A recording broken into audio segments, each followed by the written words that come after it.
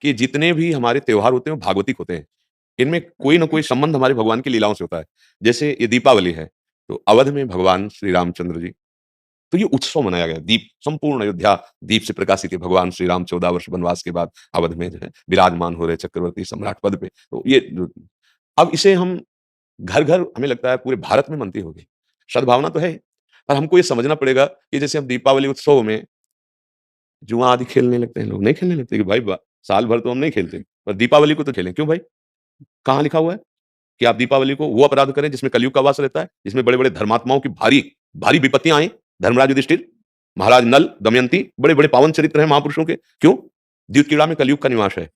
कलयुग शराब पीना, मांस खाना, परस्त्री गमन करना, स्वर्ण चोरी करना, द्यूतकीड़ा करना, द्यूत माने जुआ खेलना। तो जैसे दीपावली को ज़्यादा तो हमें ज्ञान नहीं, पर गाँव में हमने देखा था कि जो लोग नहीं खेलते थे वो भी खेलते थे। आज हम दाँव लगाएँगे, पर प्रभु से पूजन करो, अपनी प्रिया प्रीतम का या भगवत विग्रह किसी का, और बैठ जाओ माला लेकर के। 12 बजे रात्रि तक खूब नाम मंत्र जप करो, बड़ा शुद्ध कई गुना बढ़ कर के लाभ मिलता है। दीपक जला लो घी का, खूब गुरु मंत्र जपो, नाम जप करो, द्यूत कीड़ा आदि नहीं। ये सब आपको असत मार्ग में ले जाएगी। तो ये जो हमारा त्योहार है, इसका आंतरिक भी स्वरूप है।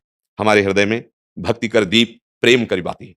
हमारे अंदर ज्ञान का प्रकाश, जैसे हम घर में दीपक जलाते हैं तो अंधेरा जाता है ना, बाहर के अंधेरे जाने से हमारे हृदय का अंधकार तो नहीं मिटेगा ना, तो हमें हृदय का भी अंधकार नष्ट करना है।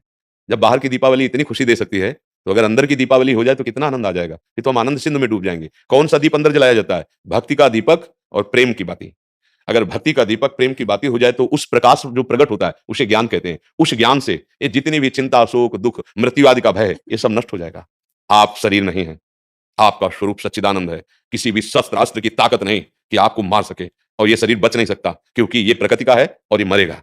जैसे ये बच्चा से कब जवान हुआ, कब बूढ़ा हुआ आपको पता नहीं चला, ऐसे ही कब मृत्यु आ जाएगी आपको पता नहीं चलेगा और शरीर छिन जाएगा। ये प्रकाश होता है अंदर, और जब ये बात पता चल जाती है कि मैं कौन हूँ, तो नाच पड़ता है आत्मानंद।